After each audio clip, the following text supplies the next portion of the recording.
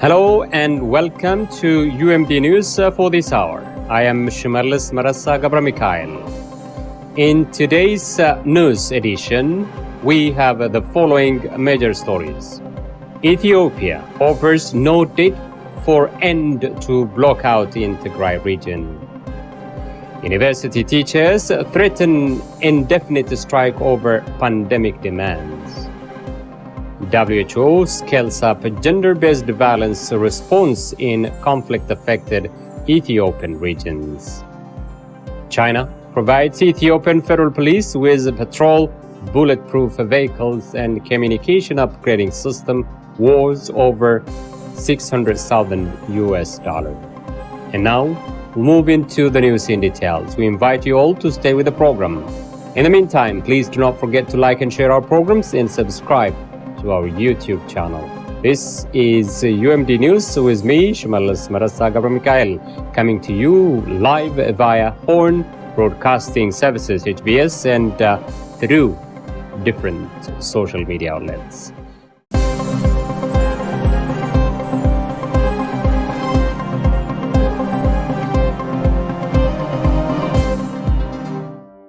Ethiopia offers no date for end to blackout in Tigray region. A senior government official said there is no timeline for restoring internet access to Ethiopia's Tigray region. Ethiopia's Minister for Innovation and Technology, Belete Mola, said the restoration of Tigray's internet service will be carried alongside the resumption of its phone and electricity services, though no date has been set for those goals. He was speaking at the UN's annual Internet Governance Forum being held this week in Ethiopian capital Addis Ababa. Belete said of the internet shutdown in Tigray, the government of Ethiopia is designing a package that is not only about internet resumption, but the resumption of everything, because this is what we need as a people and as a government. Belete was highly critical of the incumbent government at the beginning of its reign when he assumed this ministerial level, however, and supposedly advocate for the Amhara people under his party, Amhara Nationalist Movement. He was not doing this task properly and effectively, as critics say. Tigray has been mostly without internet, telecommunications, and banking since war broke out 2 years ago. A ceasefire deal signed between the warring sides in South Africa earlier this month commits the government to restoring Tigray's basic services, but the communications blackout has not yet been lifted. Renewed fighting in August halted aid deliveries to Tigray, which is the throes of a humanitarian crisis. Aid has now started reaching the region, but the World Food Programme said last week that access to parts of Tigray remains constrained.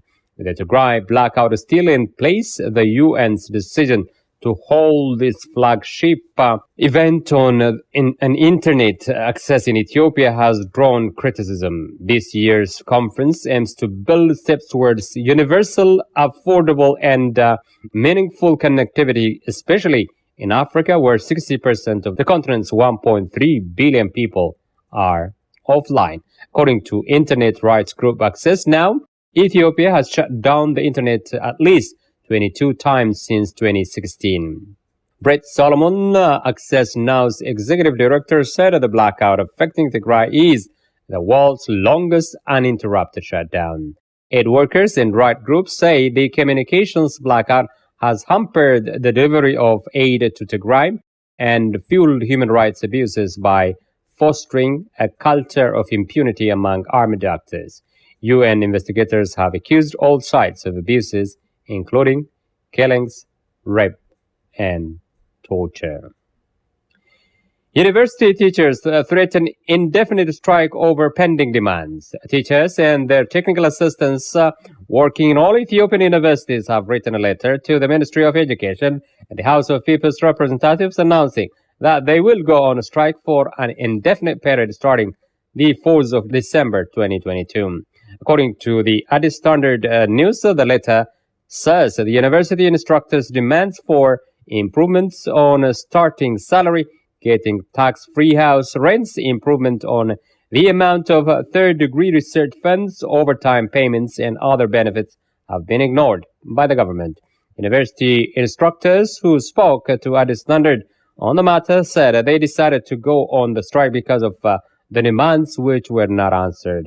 It was in a letter sent to the Ministry of Education and high-level government institutions on 3rd of August that University Teachers Association, which members around 40,000 teachers, stated a list of demands including salary rises, promotions, housing, life insurance, credit mechanisms, and cautioned that if their questions were not answered by the 11th of September, the teachers would enact their own measures. The teachers said the government's failure to address the demands of university teachers clearly shows that very little attention is given to quality education.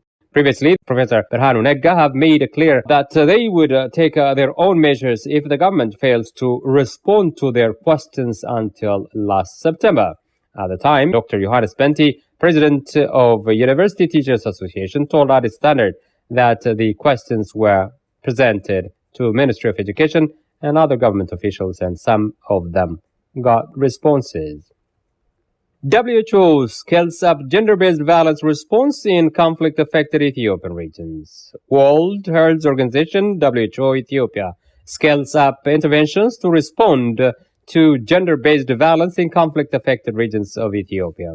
According to APO Group Africa Newsroom, WHO has donated a field vehicle and an ambulance to Afar Regional Health Bureau. The ambulance was procured with funding from the United Kingdom's Foreign, Commonwealth and Development Office as part of its support to improving essential health service delivery at war-affected health facilities in northern Ethiopia, with a focus on sexual and reproductive health services, and will be used for reproductive, mental, and child health services at Dupti Hospital, including for survivors of gender-based violence, GBV. The donation is part of WHO's support to restoration of health facilities damaged by the conflict or the war. The vehicles will contribute to the efforts to improve the public health services in the Afar region. The vehicle donated to the Health Bureau will contribute to strengthening the health system and improving public health service in the region. As part of the support to restoration of health facilities and services in these conflict-affected regions, WHO has deployed fit-for-purpose staff to support local authorities to revitalize and strengthen disease surveillance and reporting, as well as sexual and reproductive health and GBV services at health facilities.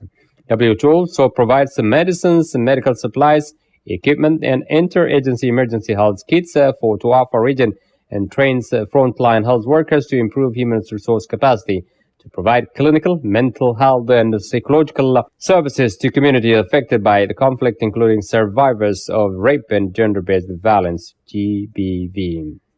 And finally, China provides Ethiopia Federal Police with patrol, bulletproof vehicles, and communication upgrading system worth above $600,000.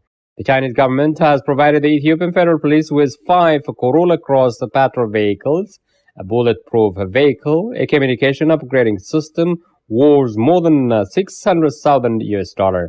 According to Addis Standard News, the donation also included digital forensic laboratory equipment and cash. Chinese ambassador to Ethiopia, Zhua Juan, handed over the donation to Commissioner General of Ethiopian Federal Police, Demelash Gebremichael, at the compound of the Federal Police in the capital, Addis Ababa. Commissioner General said that the terrorism, piracy, and other cross-border crimes are not only security threats but also cause losses to investment in economic growth. Ambassador Juan, on his part, noted that the relationship between the two countries has lasted for many centuries and said that the Chinese government will continue to provide various technical support to further strengthen the efforts by the Ethiopian Federal Police to support its ongoing institutional transformation, according to this news. According to information from the Federal Police, also, the members of the delegation led by the ambassador has also toured the technology transfer being carried out by the Ethiopian Federal Police. Well, dear viewers and listeners, with that we come to the end of the news for today. This has been UMD News With me, Shimelis M, Gebremichael. UMD's programs comes to you, our listeners and viewers, via Horn Broadcasting Services (HBS) and through other different social media outlets like YouTube, Facebook, and Twitter. Please do not forget to like and share our programs and subscribe to our YouTube channel. Thank you for watching and have a good one.